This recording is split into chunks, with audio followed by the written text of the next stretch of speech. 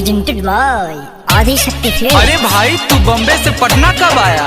आज ही आया भाई। अरे तो तुम्हारा वीजा बना हुआ था क्या? वीजा कब बनवाया? वीजा? बॉम्बे से पटना के लिए वीजा क्यों? अरे बॉम्बे अलग देश है, पटना अलग देश है, तुमको ऐसे आने दे दिया? अरे तुम सब ये क्या पागलपंती कर रहे हो? अच्छा तुम ही बताओ तुम किस देश से हो? मैं तो इंडिया से हूँ। अच्छा तुम इंडिया से हो और मैं भारत से हूँ, तो वीजा है क्या? वीजा? पागल हो गए हो क्या तुम? अरे हल्के दिमाग का तू है बेखबर, गाँव क्या है नगर क्या है शहर। अरे तुमको पता भी है क्या कह रहे हो? ठीक कह रहे हैं। हल्के दिमाग का तू है बेखबर, गाँव क्या है नगर क्या है शहर। माइंड का तेरा उड़ गया है फेर, देश विदेश का न है नॉलेज, खाली चिपरते रहते हो दांत। वीजा है क्या? अरे साफ लील पड़ाके हो का? अनपढ़ का बार न समझो रे गोरकी, बनो ना डर चालाक। हाँ वो तो दिख रहा है। बम्बई दिल्ली चाहे या आगरा पटना, जाना पड़ता है वीजा के साथ। अच्छा सुनो, क्या है? छत्तीसगढ़ देखी हो? हाँ देखी हूँ। कहाँ पड़ता है? वो तो रायपुर में। अब बताओ, वो रायपुर है वो अलग देश हुआ, अच्छा और दिल्ली दूसर देश हुआ। हाँ ना।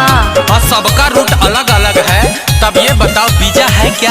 भाई मारो मुझे, मारो मुझे, मारो नहीं, ये मजाक हो रहा है। एक सेकंड यार, मजाक हो रहा है। इस धरती पर भरे हुए हैं अजब गजब के नमूना, अपनी इज्जत अपने हाथों में रख के इससे कुछ भी कहूँ ना।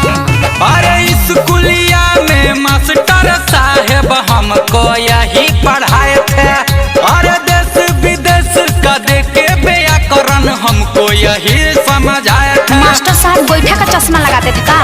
मेंटल वाली हरकतें ना करो, चुल्लू भर पानी में डूब मरो, तेरा न सही लग रहा हालात। अरे तो वीजा है क्या?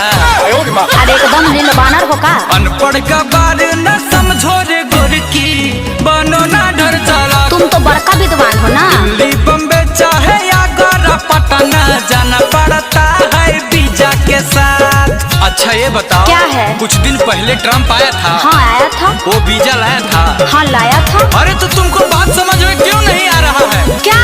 वो आया, वीजा दिखाया और अपने गांव चला गया ना। अरे बकलोल, मैं अब कहीं भाग जाऊंगी। वीजा है क्या? भोले हो बाकी बड़ा बोले हो बाबू, करते हो ऐसी बतिया। अरे जो भी हो बाकी लग रहा है तेरी बातें चटपटिया।